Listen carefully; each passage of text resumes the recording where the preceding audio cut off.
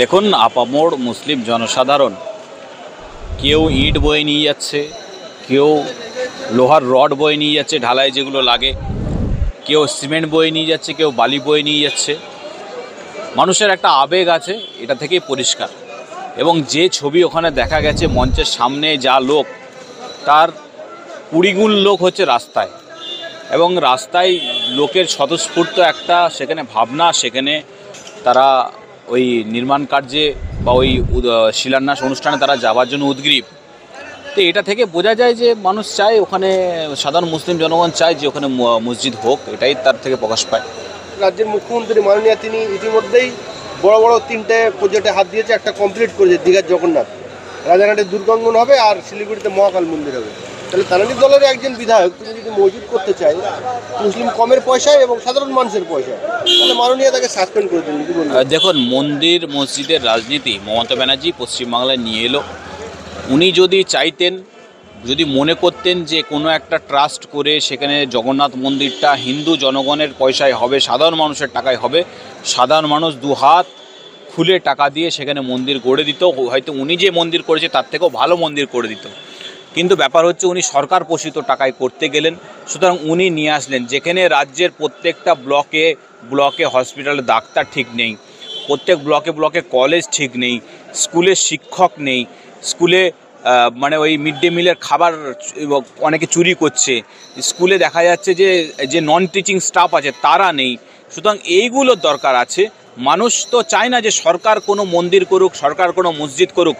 সরকার হচ্ছে তার সরকারি কাজ করুক, প্রশাসন ঠিকঠাক চালাক, পুলিশের রিক্রুটমেন্ট করুক, সরকারি কর্মচারীদের ডিএ দিক, চাকরির রিক্রুটমেন্ট ঠিক হোক। আর চুরিটা যারা ওনার দলের লোকেরা করছে সেগুলো যদি বন্ধ হয়, মানুষ কিছুদিন রেহাই পাবে। কারণ হচ্ছে পশ্চিমবাংলার মুখ্যমন্ত্রী একটা কারখানার ফিতে কাটতে পারেনি আজ পর্যন্ত, একটা বড় কারখানার ফিতে কাটতে পারেনি যেখানে কয়েক হাজার মানুষ কাজ পাবে। উনি এইভাবে মন্দিরের ফিতে কেটে বেড়াচ্ছেন, তা আবার সরকারি পোষিত টাকায়, যেটা সম্পূর্ণ বেআইনি, অনভিপ্রেত এবং সাধারণ মানুষের ধোঁকা হচ্ছে। কারণ উনি কর্মসংস্থানের জায়গায় ওখানে ধর্মসংস্থান করছেন, যেটা একদম সরকারি পদে থাকা মুখ্যমন্ত্রীর সাজে না। মুখ্যমন্ত্রী তারা হুমায়ুন কবিরকে সাসপেন্ড করলেন ফিরহাদ হাকিমকে দিয়ে, এবং ওই বাবরি মসজিদ ইস্যু নিয়ে।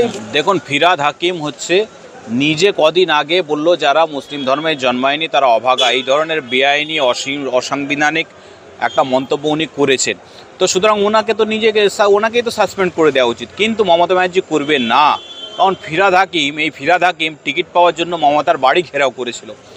এবং উনি হচ্ছে কলকাতার নেতা, এখন বেলডাঙ্গার নেতা, রিজনগরের নেতা, মুর্শিদাবাদের নেতা, তো আর মমতার বাড়ি ঘেরাও করতে পারবে না। তা সুতরাং উনি বুঝেছে যে ওকে সাসপেন্ড করে দেওয়া ভালো, ফিরহাদ হয়তো আবার বাড়ি ঘেরাও করে ফেলবে, আবার কি না কি হবে, তাই করেননি হয়তো, ওই জন্য ওকে সাসপেন্ড হতে হলো। আর ইনি দিব্যি মন্ত্রী মেয়র হয়ে বসে রয়েছেন। 1992 সালে বাবরি মসজিদ যখন ধ্বংস হয়, আমরা শুনে এসেছি যে রামের জন্মভূমি ভেঙে সেই বাবরি মসজিদ করেছিল। অধিকারী বলছেন যে বাবর একজন ধর্ষক ছিলেন, লুটেরা ছিলেন। কোনো এক সিঙ্গেল ম্যান লোক কিন্তু তখন বলেনি যে বাবরি মসজিদ এই জন্য ভাঙা হচ্ছে যে বাবর ধর্ষক বা লুটেরা ছিল। দেখুন, অযোধ্যায় রাম মন্দির বাবরি মসজিদের বিতর্ক শেষ, সেখানে আর নতুন করে কিছু হওয়ার নেই বা সেই নিয়ে বিতর্ক করেও লাভ নেই।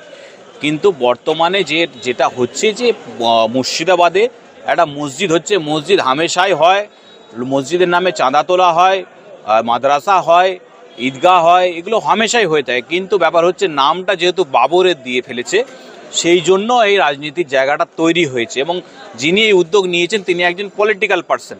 যদি নন পলিটিক্যাল পার্সন হতো তাও হয়তো অন্য কিছু হতে পারতো। তাই এই ধরনের রাজনীতি হচ্ছে, কিন্তু এই ধরনের রাজনীতি হওয়া উচিত নয়।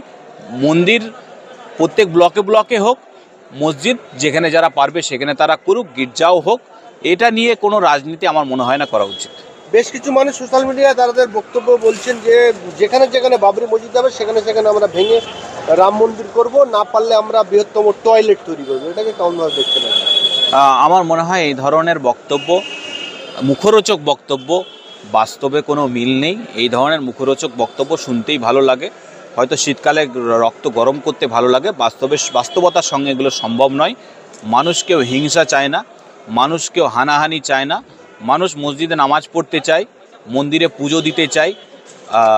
যে চাঁদে ঈদ দেখা হয় সেই চাঁদেই পূর্ণিমা হয়।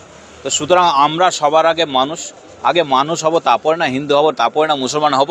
তো সুতরাং পশ্চিমবঙ্গের এই যে করুণ অবস্থা, আর্থিক দুর্দশার মধ্যে দিয়ে পশ্চিমবঙ্গ যাচ্ছে, তা সেইটা থেকে কী করে উতরাবো, কী করে চাকরি রিক্রুটমেন্ট ঠিক করে দেবো, কী করে সরকারি পরিষেবাগুলো ভালো হবে, কী করে সরকার চুরি বন্ধ হবে, তৃণমূলের চুরি বন্ধ হবে, সেই নিয়ে ভাবলে বেশি ভালো হয়।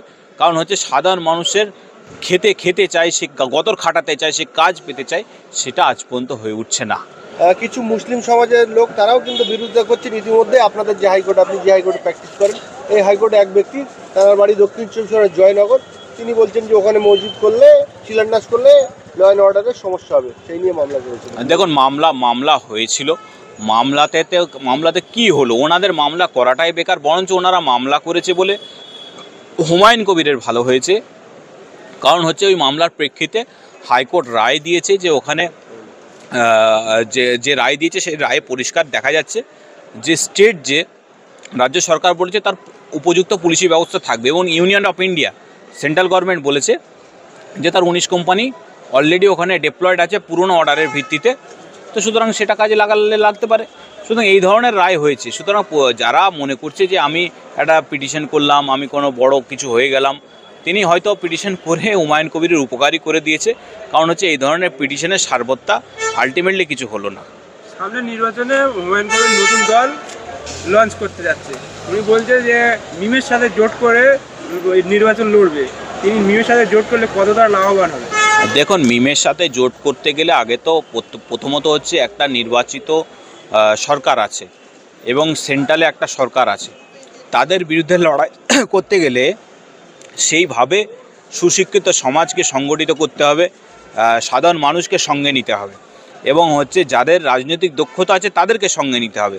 এই সবগুলি কটা ক্যালকুলেশন যদি থাকে এবং মানুষকে যদি কনভিন্স করানো যায় তাদের পক্ষে, তবেই রাজনীতিতে, ভোট রাজনীতিতে বেনিফিট পাওয়া সম্ভব, না হলে বেনিফিট পাওয়া সম্ভব হবে না। কারণ এটা কোনো ক্লাবের নির্বাচন না, কোনো পৌরসভা নির্বাচন না, এটা বিধানসভা নির্বাচন, যেখানে 2 লক্ষ 2.5 লক্ষ ভোটার থাকে, তাদেরকে কনভিন্স করার ব্যাপার থাকে। যেখানে ফয়সলা হয় 200-100 ভোটে, 27-28 ভোটেও বিধানসভা নির্বাচনে ফয়সলা হয়, 2-5 ভোটেও ফয়সলা হয়। সুতরাং সেখানে হচ্ছে আর ভোটের ময়দানে একটা চোরের ভোটেরও যা দাম, একটা ইমাম সাহেবের ভোটেরও তাই দাম, একটা পুরোহিতের ভোটেরও তাই দাম, যে জেলে বন্দি আছে তার ভোটেরও তাই যা দাম, একজন মাস্টারমশাই ভোটেরও তাই দাম। তো ভোট রাজনীতিতে ভোটকে, ভিড়কে ভোটে কনভার্ট করতে গেলে যে প্রক্রিয়া দরকার, রাজনীতিবিদদের সেই ধরনের সংগঠিত হওয়া দরকার, সেটা হলে ফল পাবে। ইতিমধ্যেই হুমায়ুন কবির বলছেন যে আসাউদ্দিন ওয়াইসি ওনার সাথে দেখা করবে বলেছেন, খুব তাড়াতাড়ি আমরা একসঙ্গে লড়াই করব, বাম কংগ্রেসকেও আহ্বান জানান। দেখুন, হুমায়ুন কবিরও দীর্ঘদিন ধরে নির্বাচনে লড়াই করছেন, আসাউদ্দিন ওয়াইসির দলও পশ্চিমবাংলায় নির্বাচনে অনেক দিন ধরে লড়াই করছে। হুমায়ুন কবিরের অ্যাডভান্টেজ, উনি একবারের মন্ত্রী, 2বারের বিধায়ক, জেলা পরিষদেরও মেম্বার ছিলেন এবং এস্টাবলিশ রাজনীতিবিদ। ওনাকে কেউ চেনে না এরকম ব্যাপার নেই। কিন্তু মিমের সেই অর্থে এই মুহূর্তে এমআইএমের সেরকম নেতা পশ্চিমবাংলায় নেই। আসাউদ্দিন ওয়াইসি আছে, যদি জোট করে কিছু ফল পেতে পারে। বিহারে কিষানগঞ্জে তো এমআইএম ভালো ফল করেছে, আপনার মহারাষ্ট্রের নির্বাচনেও তাদের ভালো ফল আছে। যদি এখানে করতে পারে ভালো, দুজনে একসাথে মিলে যদি করে, তাহলে ওনাদের রাজনৈতিক ভবিষ্যৎ উজ্জ্বল হবে। আর আসাউদ্দিন ওয়াইসি বলছেন যে আসাউদ্দিন ওয়াইসি হায়দ্রাবাদে যেরকম এস্টাবলিশ আছে আর অন্য জায়গায় এস্টাবলিশ হচ্ছে রাজ্যে, আমি ওরকম হুমায়ুন কবির বলছি ওয়েস্ট বেঙ্গলে আমি দ্বিতীয় আসাউদ্দিন হতে চাই। দেখুন, হুমায়ুন কবিরের বক্তব্য, উনি 22 তারিখ আগে দল লঞ্চ করুক, তারপরে এই নিয়ে বৃহত্তর যা মন্তব্য করার আমরা করব।